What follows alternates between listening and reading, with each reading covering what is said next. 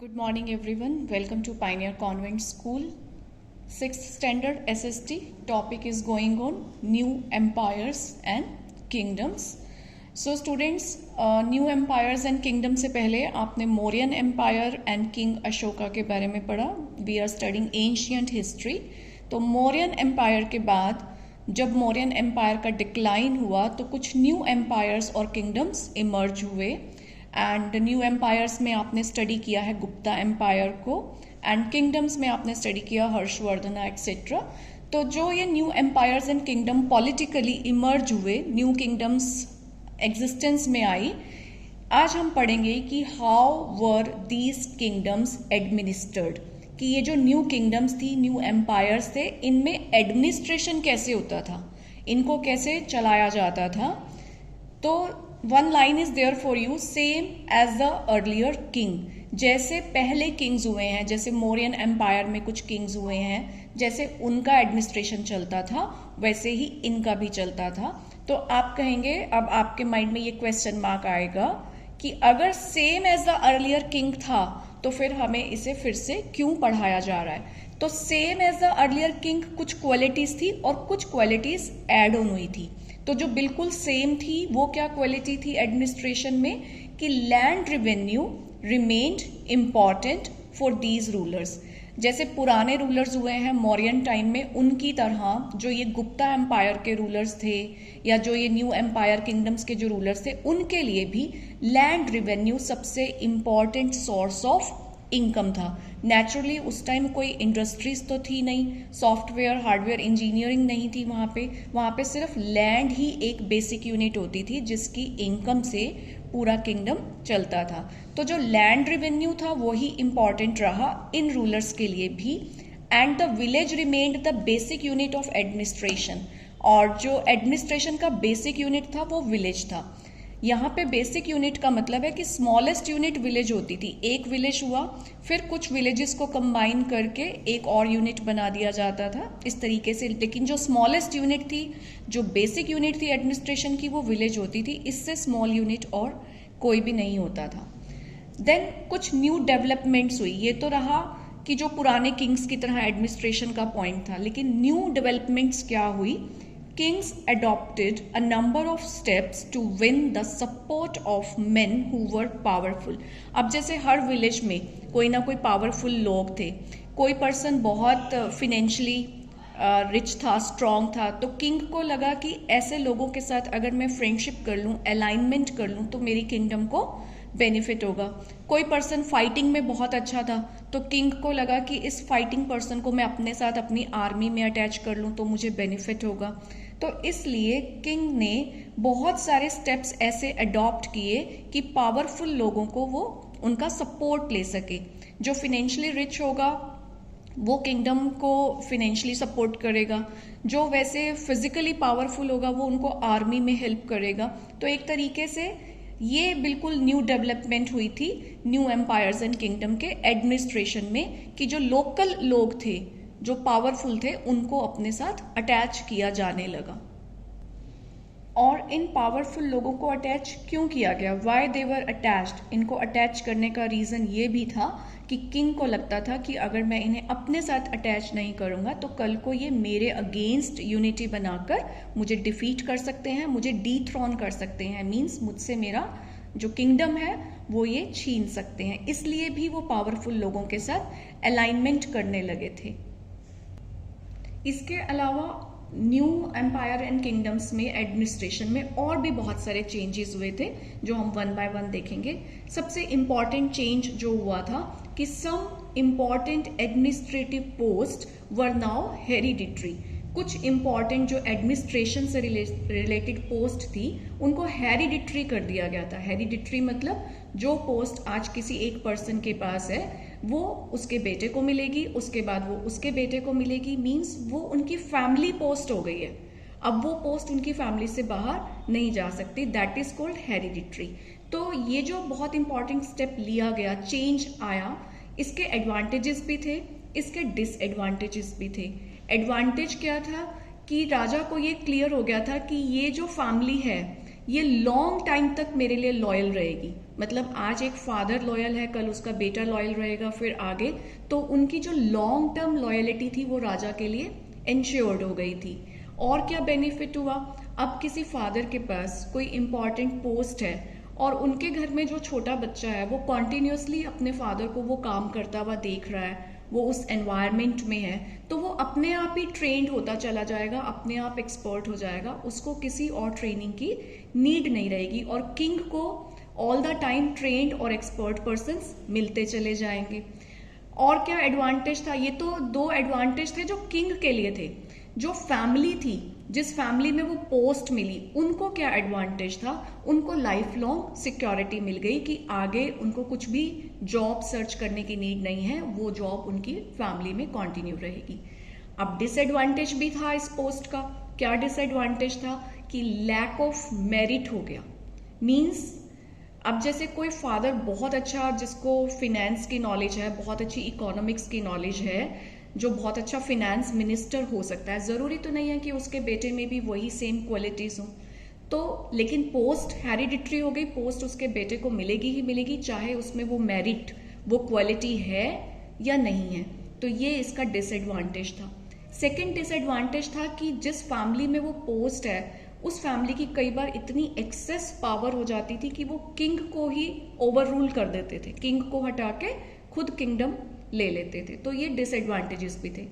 तो किंग्स ने एडवांटेजेस को भी देखा, डिसएडवांटेजेस को भी देखा, उसके बाद उन्होंने डिसाइड किया कि नहीं, इन पोस्ट को हेरिडिटरी कर देना चाहिए, ये ज्यादा बेनिफिशियल रहेगा इन सभी पॉइंट्स को देखते हुए।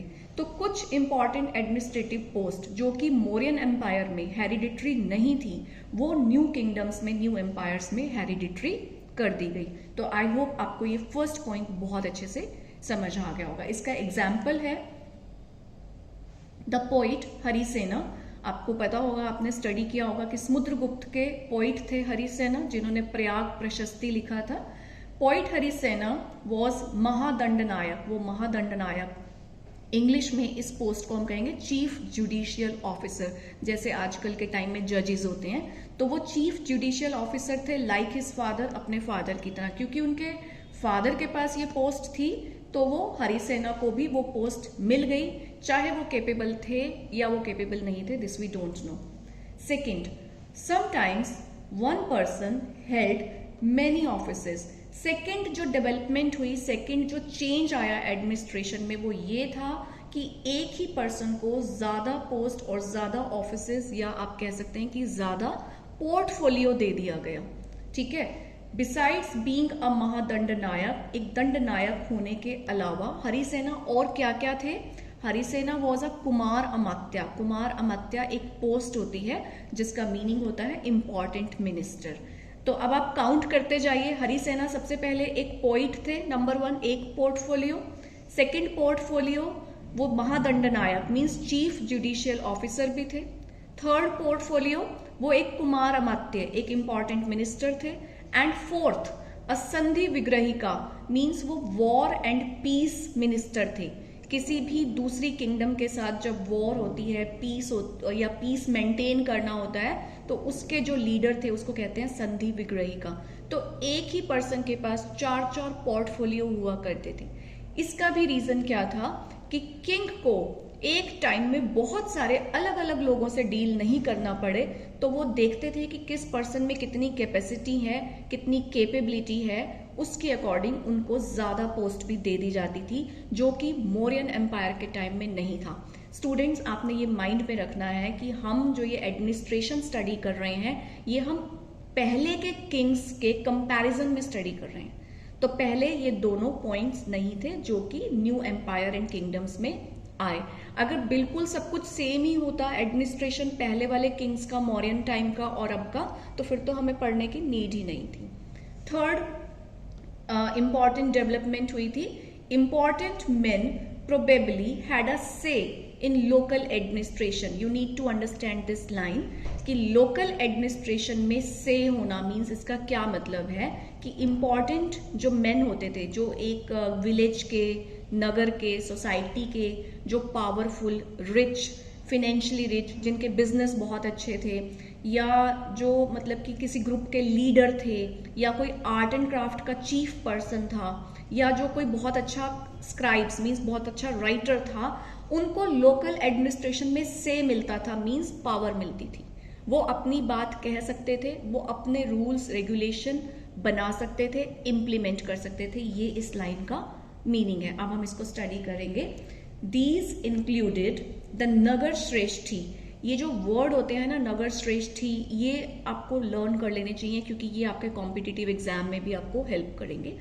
तो नगर श्रेष्ठी का मतलब क्या होता है? आपको हिंदी भी बहुत अच्छे से आती है। श्रेष्ठ का मतलब उत्तम, जो थोड़ा सा हाई लेवल का पर्सन होगा, तो उसे कह देते थे नगर श्रेष्ठी।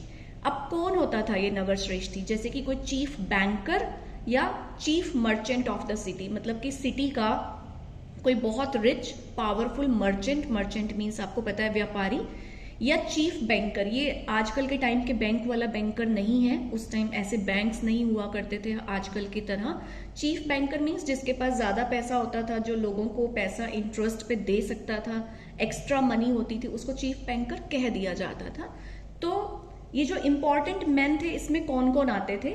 नगर के श्रेष्ठ पर्सन हो गए, या कोई चीफ बैंकर हो गया, या कोई बहुत इंपॉर्टेंट रिच मर्चेंट हो गया, द सार्थवाह और लीडर ऑफ द मर्चेंट कारवां। जैसे आजकल भी स्टूडेंट्स, आपको पता है कि यूनियंस बनती हैं, अभी अपने सिटी में भी मर्चेंट यूनियन है, तो जो मर्चेंट यूनियन है उस टाइम उसे मर्चेंट कारवां भी कह दिया जाता था।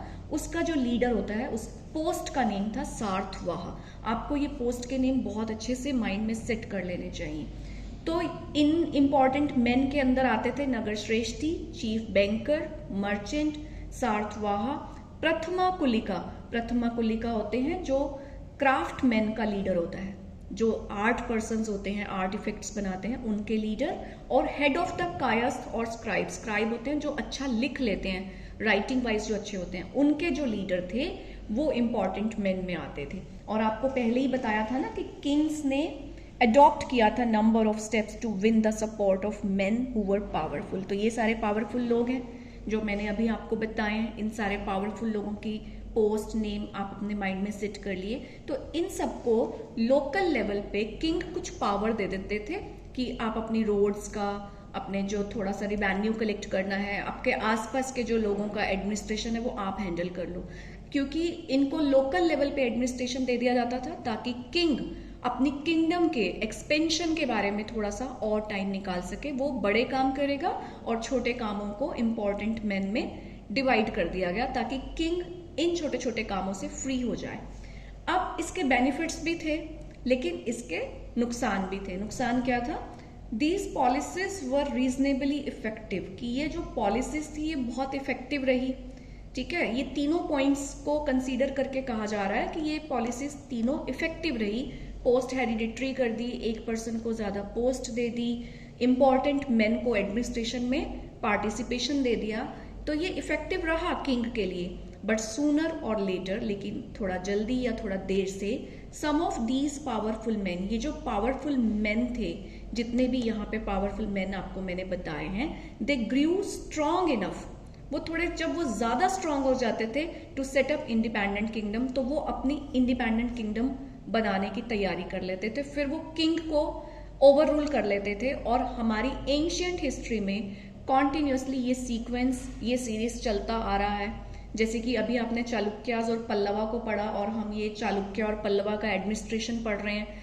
जब इनके अंडर जो आप 7th क्लास में जाके पढ़ेंगे कि राष्ट्रकूटा एक और कम्युनिटी आएगी जो चालुक्य और पल्लवास को ओवर पावर करके वो पावर में आ जाएगी।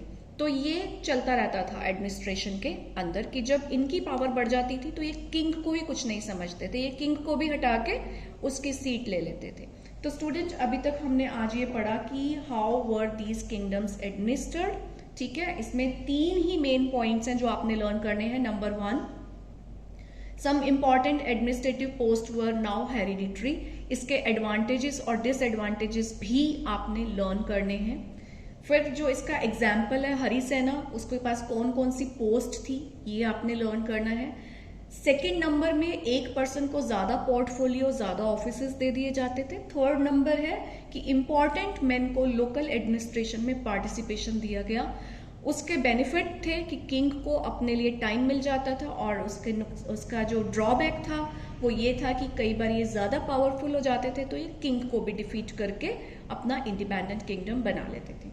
अभी आज इस वीडियो में हम इतना ही करेंगे, तो आप इन 3 पॉइंट्स को, इनके एडवांटेजेस को, डिसएडवांटेजेस को पहले माइंड में सेट करिए। फिर नेक्स्ट वीडियो में हम करेंगे एडमिनिस्ट्रेशन का एक बहुत इंपॉर्टेंट पार्ट होता है कि आर्मी को कैसे सेटअप किया गया, आर्मी क्या था वहाँ का, कैसा था, और लोकल पीपल की लाइफ कैसी थी, वो हम नेक्स्ट वीडियो में स्टडी करेंगे। So see you in the next video with next topic. Till then have a good day.